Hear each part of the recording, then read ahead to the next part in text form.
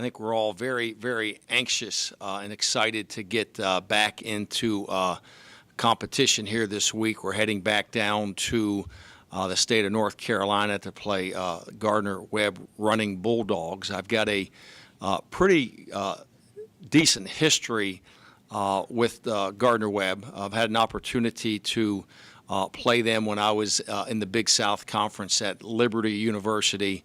So I know an awful lot about their program, and we played them here a year ago. We know quite a bit about their talent and their players. Coach McCray was just hired here this past year, and he's doing an outstanding job with the program. He is an alum of Gardner-Webb.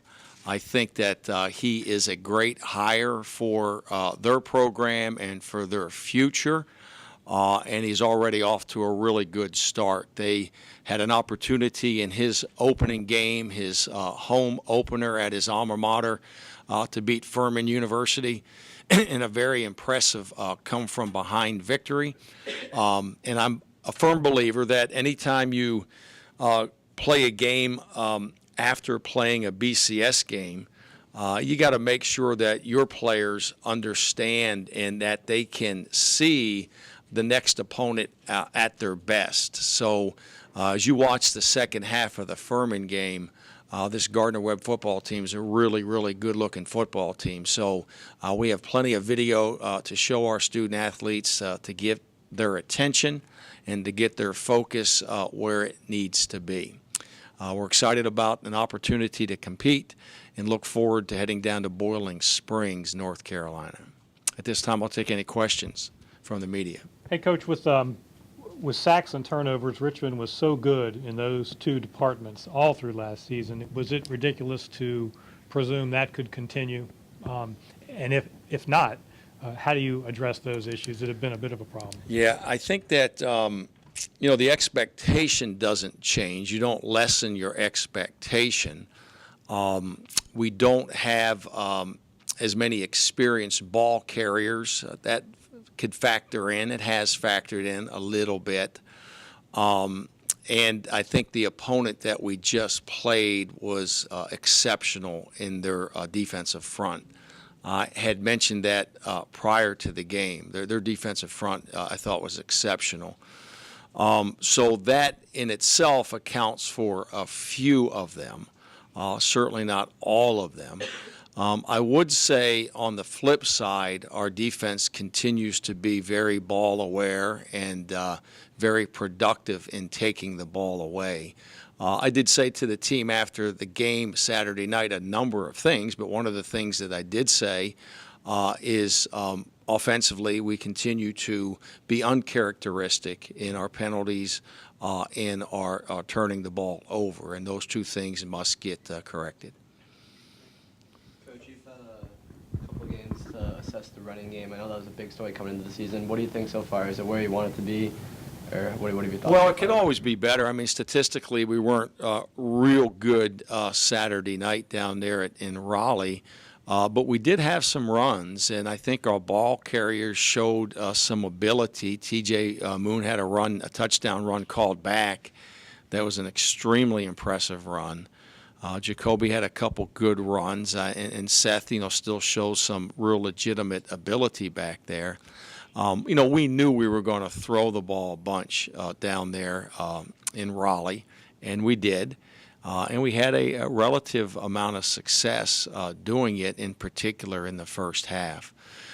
So I think 2 weeks in, I think that we certainly are on track to be able to run the ball here this year with some consistency.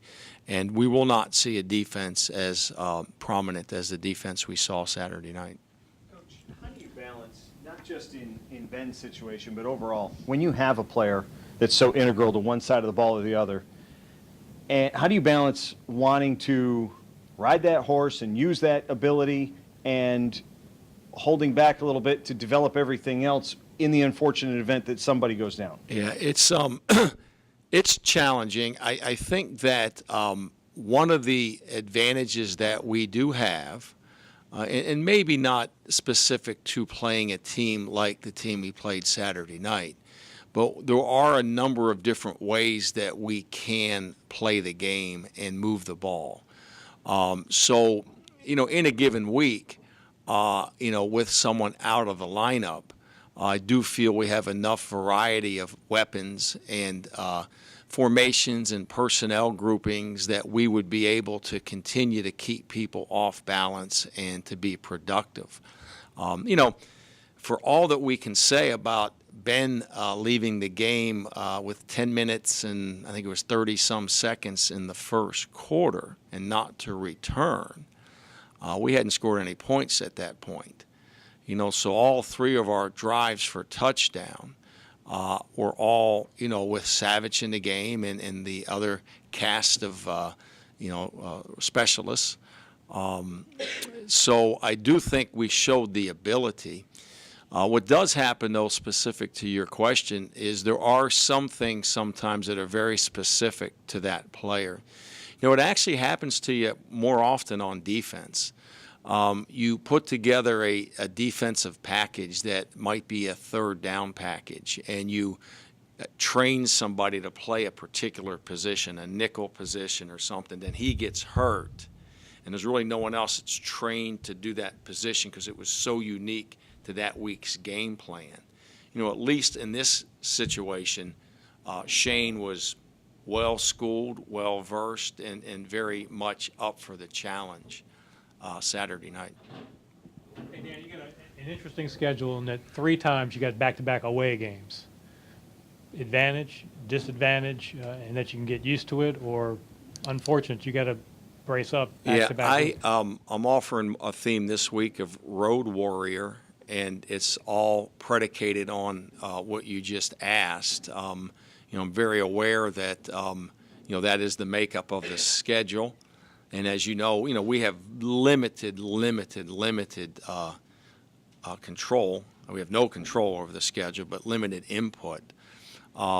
So I think you can look at it from either perspective. I obviously have to look at it from the perspective that we have a rehearsal here, an opportunity to experience back-to-back on the road, and we can learn specifically how to deal with it, handle it, and then, be successful with it. And then we'll revisit it, again here later in the year.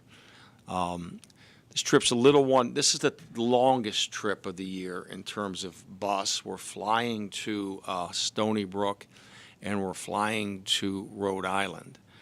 So this one does offer a little more of a lengthy ride and then a much later return. And there are a few things that I have adjusted in our thinking, in our scheduling, to accommodate those 2 points. Coach, I know that there are always mistakes and there are always things that you guys want to work on, but 2 games into the season, are your guys progressing the way that you want to see them progress? Well, again, I gotta continue to say I think we're playing really, really good defense. I mean, despite NC State's ability to move the ball and have some drives, we kept the point production down. And it wasn't like they were just big playing issues. I never really felt like, oh no, we're in trouble when our defense was out there. So I think they're progressing really well. That defensive front, Kerry Wynn, you go back and watch that film. He is a man out there, and he is on a mission. Aaron Rohn is a really, really good football player. So there's 2 guys right there that I'm just seeing really step into their own, and I think there are others. Offensively, again, there's some guys moving into new roles and new situations, in particular, the running back position. But we've seen Steven step up at a high level, and I think that, Strauss certainly responded in a very, very positive way from a week ago where we were a little bit critical maybe of Mike. So I think we are progressing, and again, the reality is, the talent level of the opponent will always factor in. Now, again, we always talk about, you don't play up or down to the competition, but that happens more often than you'd ever want to admit. But they do impact the game also. They're a real factor in how well or how poorly we would perform on one side of the football. And you get some recruiting cred based on last week's result. Yeah, no doubt. I think that anybody and everybody that has been tracking us here this year, that's either been offered by us or on our campus and actively being recruited by us, have all responded very, very favorably. And then, our young players that went down there and played, some of the true freshmen, some of the redshirt freshmen, were very much of the mindset that, this is kind of what I came here to do, and how excited they were about that opportunity. I think that's very real, in this process. And I think from that standpoint, I think we did, do well for ourselves. Has McCray changed much about this team that you remember from playing them at Liberty, because you've been gone there 2 years and he just Yeah, I would say this. I think in the past, I'd always identified this team as being talented and dangerous, but very, very inconsistent, and maybe at times undisciplined. I see more discipline. I see a little more consistency. So I do think in a short period of time that he has made them, I use this phrase sometimes, harder to beat. They're harder to beat because they're not beating themselves. And I say that they beat themselves last week up at Marshall, but